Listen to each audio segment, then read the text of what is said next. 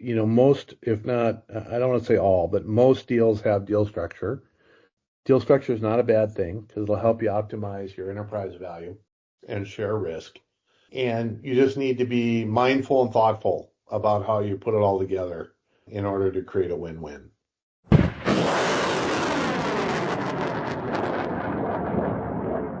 Hello and welcome to this week's Shoot the Moon podcast, broadcasting live and direct from Revenue Rocket World Headquarters in Bloomington, Minnesota. With me today is my partner, Ryan Barnett. Ryan, welcome. How are you today? Hey, Mike. Yeah, hey, thanks for having me, Mike. We've been digging in and been doing a masterclass series for IT, really focused on IT service executives, where Revenue Rocket focuses all of our. And so far, we've really gotten to a point of getting you into the mindset of how to sell, getting your house in order, understanding what your firm is worth, understanding what you're going to take home if you do sell your company, building the right team, and then getting really into that process of what it looks like from your month one of your teaser sim and financial, getting it out there, finding errors. And eventually, last week we talked about getting to an LOI stage. And when you get to an LOI, it's an exciting time. Your buyer and your seller are aligned, and as the seller, you get to really understand, the rubber hits the road. This is where I'm seeing what my firm is worth, and I'm starting to understand what the next chapter of life could look like. And when you typically look at a deal, it starts the big number that you look at is what we'd call enterprise value. That's really the value of your firm that you're going to check if it's going to be struck. That's what that check is going to kind of look like in general. However, there's a thing called deal structure. And I want to spend the time here, Mike, today talking about deal structure. So why don't you just help me understand just the big picture? What is deal structure, and why does that structure matter more than price? Yeah, good question, Ryan. So, deal structure really is the terms of the deal, not the price of the deal. So price oftentimes or enterprise value, you have a number, right? And that consists of all of the different components that make up consideration to purchase your firm. And in the case of structure is all those components, right? Certainly it could be cash, which has no structure, all paid a value up front. Or it could be all structured, meaning it sort of pays you over time, the buyer, based on performance, and typically that commands a much higher price or enterprise value because you're taking on quite a bit more risk. But more often than not, the structure of the deal is some combination of consideration at close or cash at close and other structures. Other structures could include equity in the new entity or a new entity if it's coming together, or an existing entity where people will pay you in the value of equity, called an equity roll. There's a seller note, certainly a note paid to you over time. That's really just seller financing. You're like acting like the bank to the buyer, and usually that comes with a interest rate. Or earnout. Earnouts are really an interesting component of structure because they focus much more on you performing at a certain level, and if you do that, you can overperform, or you might take a haircut to your purchase price if you underperform. Your own set of benefits and risk, and you have to understand them in their entirety in order to fully value a particular offer. Thanks for getting us going there, Mike. So if I'm hearing this correctly, a deal might have that enterprise value, that big headline number, but you're going to have different types of structure, and almost every deal is going to have some kind of structure. I think it's rare that we see 100% cash deals. And what I also heard you say, there's a bit of a scale here. The more guaranteed type payments that you might have, the less the equity value, the enterprise value might be. And the more kind of quote unquote riskier elements could have bigger rewards. So things like an earnout or a seller note and or equity could perhaps have a much bigger potential to raise that enterprise. I think when you think about this, think about that scale and how things can go up or down. Mike, one of the things we hear a lot is really the focus on earnouts, and especially within the IT services world, we have seen a lot of deals that have earnouts, and really sometimes it gets a negative connotation. But I'd like you to explain to our audience here and think, how do you explain why an earnout can be positive for a seller and the opportunity for it, and why do buyers use them? So help define that earnout and benefits and risks of an earnout. Yeah, for sure, Ryan.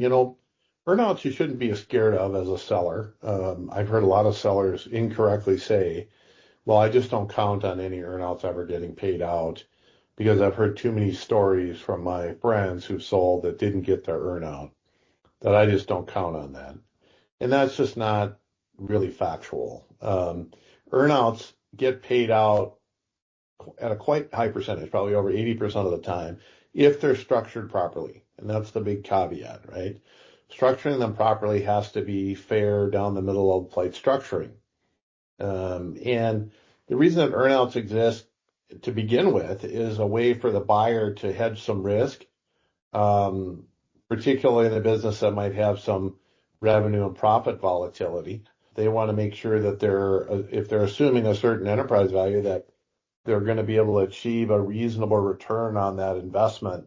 And the only way to do that is to have some relief valve to purchase price if the business doesn't perform. And as a trade-off for that, they're very willing usually to pay a premium for a business that overperforms its target, which is a benefit to you, of course, as a seller.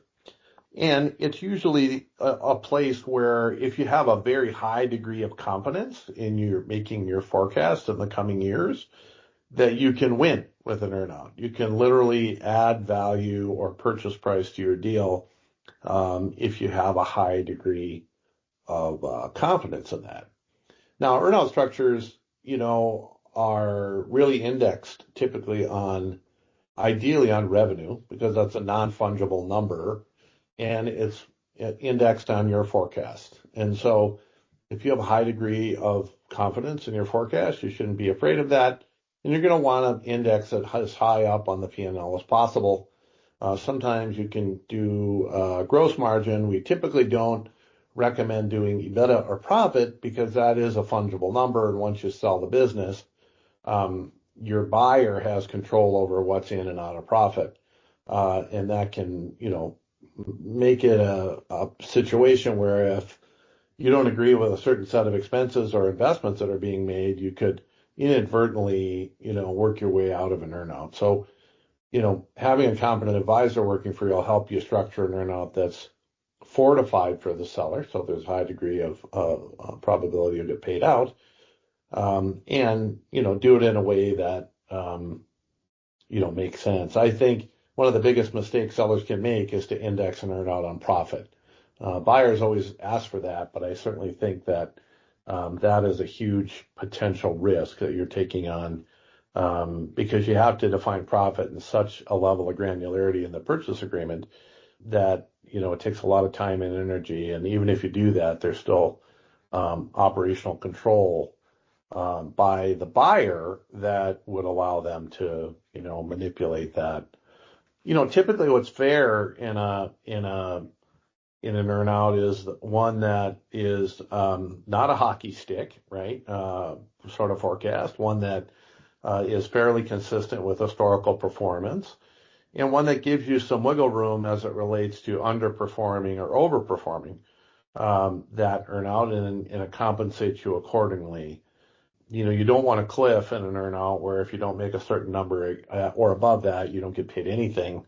You typically want to have a lane, if you will, is probably the best way to describe it. And as long as you keep the forecast in the lane, which typically ranges anywhere from 80% of target to 120% of target, or sometimes from 70% of target to 130% of target, you get paid a sort of a prorated amount. And you're going to want to have a lot of clarity around what an earnout is indexed on, kind of what the range of earnout is, what the targets are, how consistent that is with what you believe to be plausible and capable with this new buyer, and ultimately look for a win-win in structuring. Things I was going to dig into. So that's a really excellent overview. How long do earnouts typically last? What can a seller typically expect? It's not uncommon to have a 3-year earnout. Sometimes they're less. They can be 2 years, or in some cases 1 year. We've seen earnouts as long as 5 years, but typically when they get over 3 years, there's a lot of unknowns, right? Part of the challenge with an earnout is no one, buyer or seller, can predict the future in the absolute. The only thing we know for sure is that whatever number we put on that board, we're likely going to get wrong, one way or another. And what I mean by that is that you're either going to be below that number by some, or above that number by some, or maybe a lot, because there's a lot of variables and there's a lot of risk in predicting the future. So, when you think about how do you structure earnouts, you want to make sure that, it is a fair approach. It's one that achieves everyone's objectives, right? Typically, the objectives of the buyer are different than that of the seller, right? The objectives of the buyer are to reduce risk of them achieving their return on investment or internal rate of return. They want to make sure that if they're going to put a portion of the purchase price into earnout, that it's a bit of a risk hedge for them. Should the market go down or should the business go down, it allows them to adjust purchase price. And those are typical drivers for a buyer. A seller, on the other hand, is looking at it and saying, I want to get a deal done at a certain enterprise value, and I may want a premium to market, and if I can achieve my forecast, I should be able to get a improved purchase price or a higher number. And those two goals are at odds. So you want to make sure that you have an intermediary that can see and clearly understand the perspective of both the buyer and the seller, and help everybody meet in the middle with a strategy that helps them check the boxes on their respective objectives, and ultimately helps get the deal done. And Mike, a lot of companies that have this or take this approach, and if you've listened to this podcast before, you'll hear us use the words a lot of selling in or selling out. Someone who's selling in is typically working in the organization that acquired them, and they're continuing on in a similar role, or maybe a role that fits them much better than the CEO role. But you're using your influence to help project in the future. And then you got selling out, where you're moving on, perhaps after 6 months or a transitional period. You're not active in the day-to-day business. You're moving on. Maybe you're in a different part of the business, but your influence may be less. Mike, how should people think about earnouts in the context of someone who's selling in or selling out?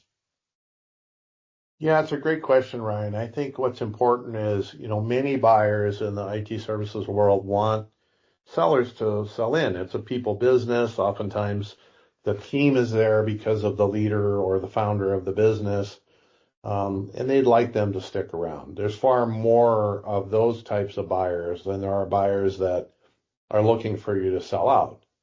Now, there certainly are buyers that is their preferred model, where they want you to move on quickly as a seller. I want to paint a broad brush. For the most part, though, those guys use less of enterprise value in an earnout or a seller note or some other vehicle than maybe someone who would ask you to sell in, or have you sell in. Now, if you sell in, you have a much higher probability of making your earnout because you're there to influence it. And that's a benefit to both the buyer and the seller, right? If you're asked to have a pretty high earnout and yet you want to sell out, you run the risk that, maybe you're not going to get that earnout, or it's going to be a different outcome than maybe you would have been able to guide. And the only exception to that is if you have a great team that's running that business in your place, and they've already been running the business for you. You're, for the most part, already worked yourself out of a job or are very part-time. I would say playing a role like executive chairman. And they're running the business, and you have a high degree of confidence in their ability to continue to manage it and run in your place. Then accepting an earnout is probably just fine if you're going to sell out. Yes, I think most of the time you see an earnout, it's a sell-in scenario, but I certainly have also seen buyers who simply want to protect major customer concentration. That's another reason to incorporate an earnout, just to make sure that you're hitting what you expect in your forecast once you're gone. And it takes work to convince the seller to be on board with that. You feel really confident about your company, your long-term relationships. Utilizing some portion of an earnout is a good thing.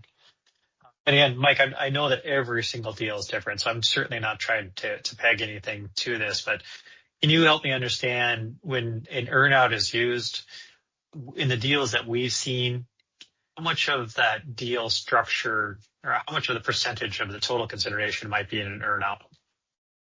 Yeah, I think it depends some on what is in the structure in its entirety. Certainly, we've all heard and we know there's a lot of private equity buyers out there, and they look to roll equity oftentimes. So, assuming that you have a buyer that doesn't have an equity roll, someone who's buying 100% of your equity, it's not uncommon to have a earnout anywhere from 10 to 30% of total consideration. If a equity roll's involved, it's typically it's on the smaller percentage if there's an earnout in addition to the equity roll. Oftentimes equity rolls in those scenarios, let's say, are 10%, or I'm sorry, 20 to 30%, and maybe the balance up to 50% of the consideration is an earnout, so 10 to 20% if they're used together. So, it's a material percentage. And I think depending on your thinking about the future and, how you might consider that, and your likelihood of making your number, certainly would be a factor. I mean, we just completed a deal where, there was only 30% cash, and I'm not minimizing this because this played to the seller's benefit. It was 30% cash, 30% earnout, or 33% cash, 33% earnout, and 33% equity roll. And the reason why that worked for them was because, one, it was very tax efficient for them to do that. Two, they were going to be able to blow out the earnout component and add a material premium to the overall equity value of the deal. And the synergies with the buyer were so remarkable that it was going to allow them to really, really overperform that earnout and be successful long term.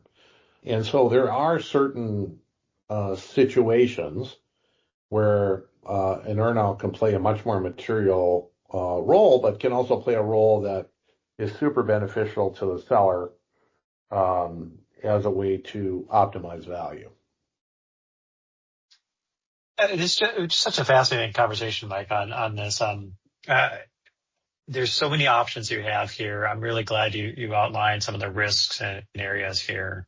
But yeah, and each time if you're thinking about that earnout, the potential for hitting that, we see it much more positively than the horror stories that are out there. Almost every time we're seeing just if it's well constructed, it's a great opportunity to increase the value while deferring risk from what the buyers look at. I think what's an important note here, Ryan, I can make on that is that the horror stories you hear from people about earnouts, not to put too fine a point on it, are from people that didn't effectively use an M&A advisor in their deals.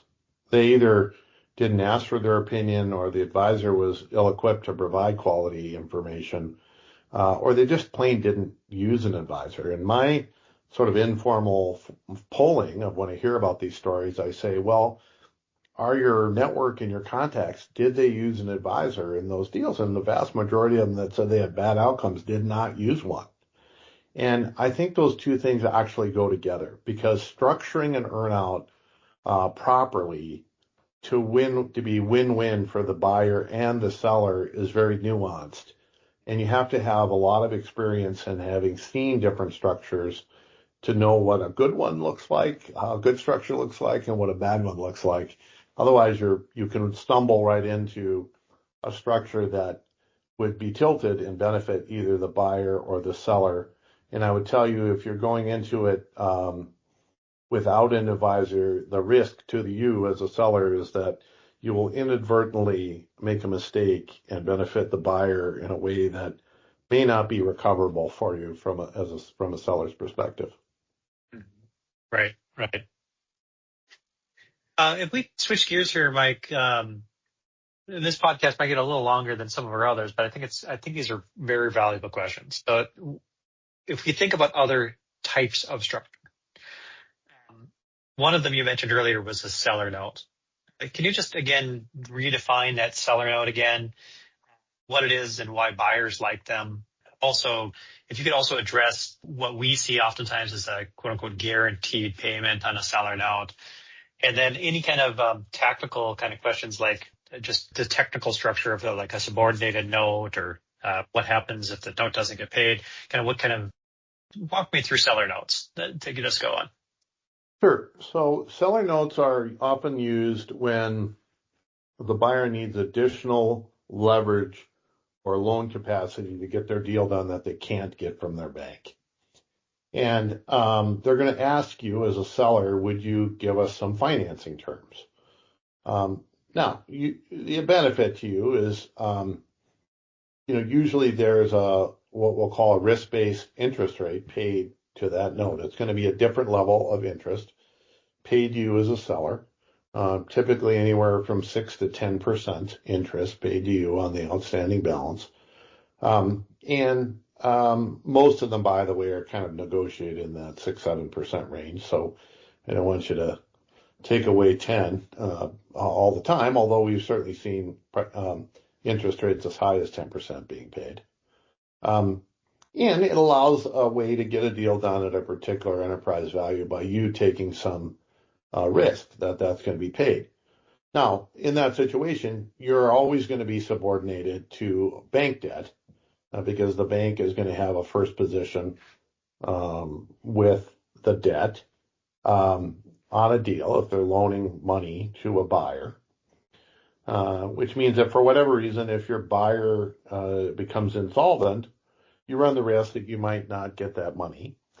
And, your lawyer should be looking out for your interest in that in the event that they default on the note to you, what your remedy is. And your remedy likely would be that you would get the business back or what is left of that business back if they don't pay you. And should that happen, you're able to keep the upfront cash and what other monies that would have already been paid to you and get the business back. So certainly there's some risk that if they can't pay you, you might be back in business sooner than later than you thought. If they can pay you, they're going to pay an interest rate on a predetermined schedule. And you're going to be able to take advantage of being an investor or essentially being the bank for that portion of the deal. You're going to bankroll it.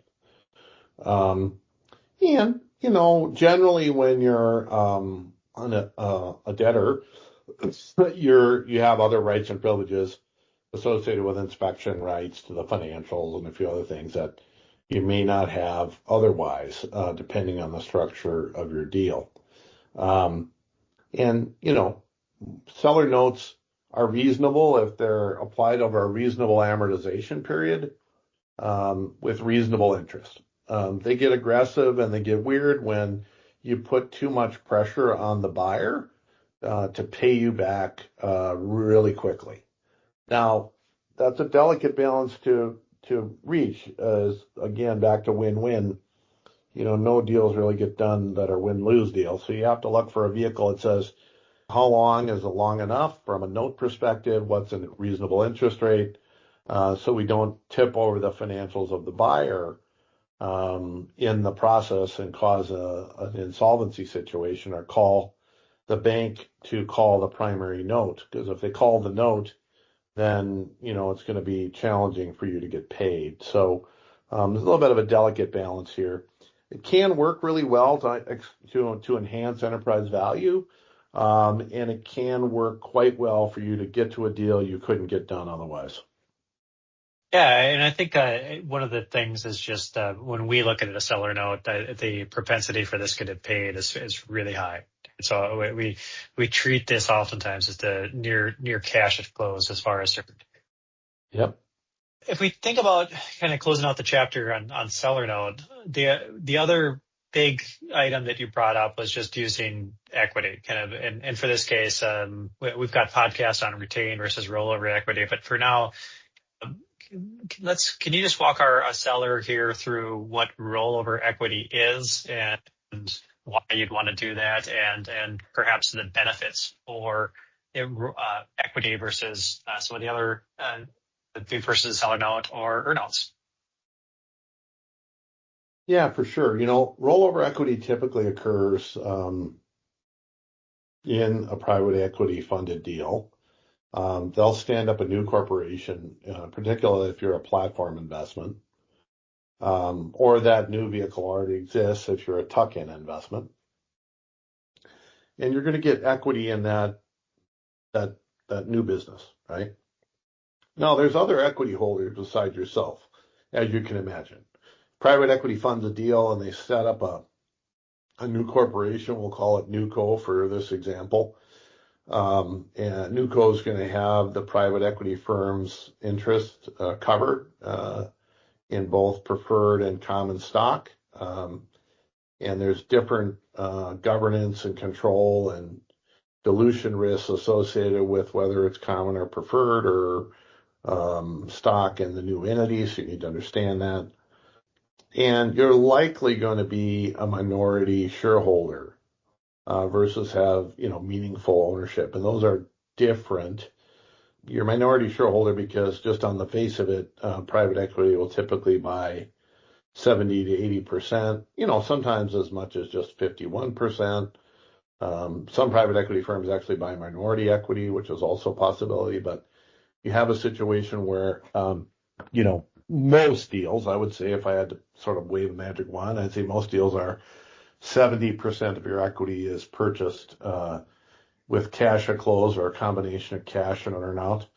And the 30% is roughly rolled into the new co business. And when you roll into new co, things change. The mandate of the business, the capitalization of that new business are different. It's typically a growth mandate. It's typically a broad growth mandate over the next 5 years to grow both organically and through acquisition, which the theory is you'll be able to enhance the value of that rolled over equity. And in most cases, by about 3 times. And if there's a solid plan. Now, sometimes it's more than that, depending on how long you hold that equity into NewCo, and how long, you participate. And so, but usually there's a very nice return. Now it comes with risk, right? The private equity firm's NewCo thesis might not work out. There could be a change in, the capitalization structure. Maybe they're not as good operators as they thought they were. Maybe there are some issues with the companies that have been acquired into NewCo that are impacting performance. There's a variety of other risks that, would occur. But in the end, in general, the thesis says that you should be able to, triple your money on that equity. Now, you typically got to wait 5 or 6 years and have alignment around the buyer's exit plan. Sometimes it's a buy and hold strategy in which you don't have to exit to capture your appreciation in your equity. You just have different rules associated with your liquidation and when you call out liquidation. Some of your equity, sometimes it's predetermined. You might say, hey, after 3 years, I want to exit no matter what, just based on your, personal plan. It's something to be negotiated with a private equity firm.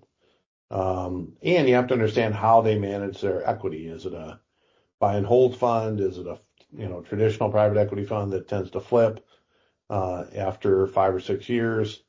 Is it more of a family office where family office models tend to be buy and hold for the long haul or until their initiatives internally change.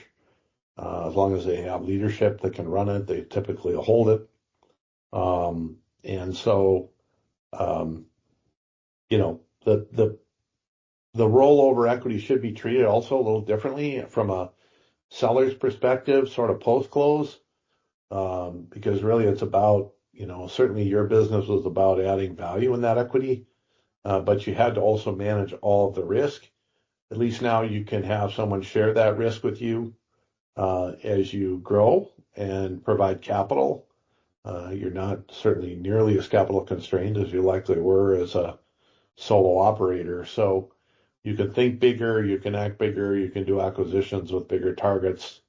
You can probably take more risk in those acquisitions than you might have otherwise done as an operator. Right, right.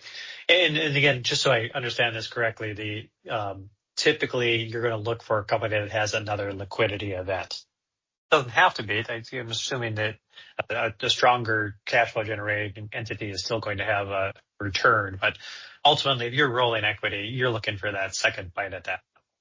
Yeah, for sure. You'll often hear the second bite of the apple. And what's fascinating to me is that, almost all private equity firms used to do this sort of what we'll call buy and second transaction, liquidity event transaction within 5 to 6 years.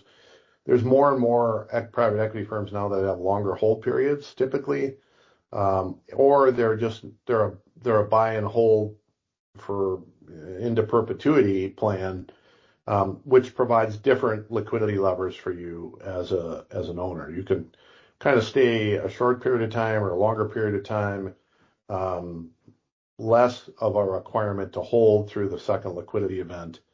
You certainly want to make sure that your interests align with those of your buyer as it relates to the hold period on the second bite of the apple, and that you're clear about what your expectations are so that your agreements can be written in a way that support your goals and those of the buyer, and not just assume that you're able to get those funds liquid anytime you want, because that's not typically how it goes. So again, another business case for having a good advisor help you through that.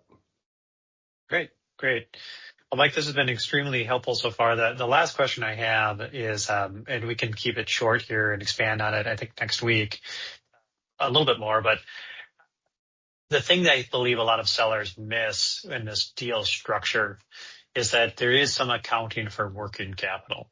And can you just give me the 30-second, why does working capital come into this deal structure discussion?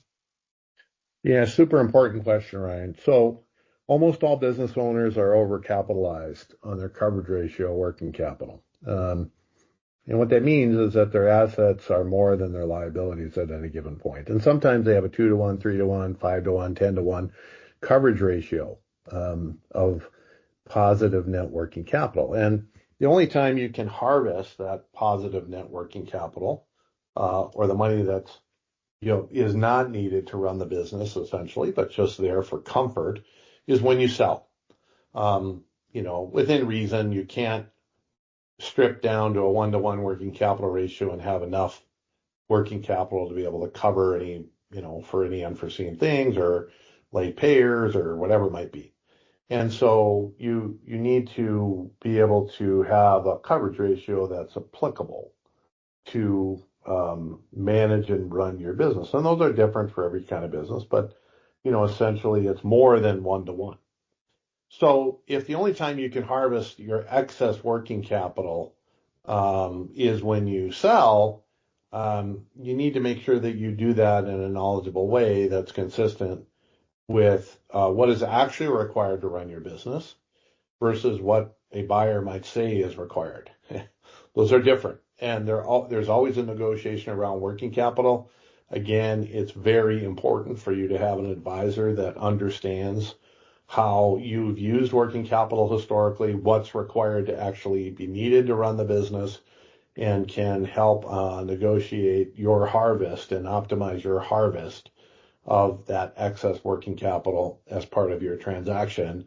Otherwise, you're going to leave money on the table. I think that's a great point. And I think we'll get some of the nuances here in our next few classes. But Mike, this is a great podcast. Again, if you're a seller, that enterprise value is important. It's just as important to understand the structures that are out. Buyers are utilizing all or combination of these in most deals that we're seeing. So don't be surprised if you see cash, the seller note plus an equity roll, or cash plus a seller note plus a earnout. Those are very, very common. And then expect some kind of holdback for working capital in your deal flow. Mike, is there one thing that a seller should take away from this podcast? Probably many things, but certainly the one thing is, most, if not, I don't want to say all, but most deals have deal structure. Deal structure is not a bad thing because it'll help you optimize your enterprise value and share risk. And you just need to be mindful and thoughtful about how you put it all together in order to create a win-win. And certainly I don't want to make this sound like a commercial for M&A advisors, but this is where M&A advisors can add a ton of value and can certainly earn their keep, is being able to give you competent advice on how to optimize structure and, most importantly, how to optimize your working capital harvest and support a successful close. That's great. Well, thank you, Mike. I really appreciate it. I'll turn it for you for what we do. All right, Ryan. With that, we'll tie a ribbon on it for this week's Shoot the Moon podcast. Encourage you to tune in next time for the next installment on our Masterclass on M&A. Hopefully you enjoyed it so far, and with that, make it a great week.